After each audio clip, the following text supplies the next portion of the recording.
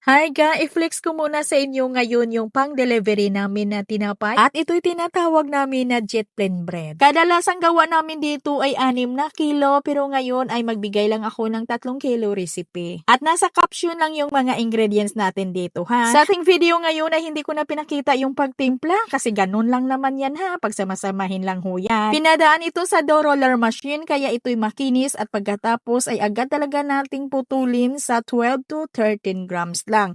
At pagkatapos putulin ay agad na din natin itong figurahin ng pahaba na mahigpit. At i-arrange lang yan sa tray na hindi lang masyadong magkadikit.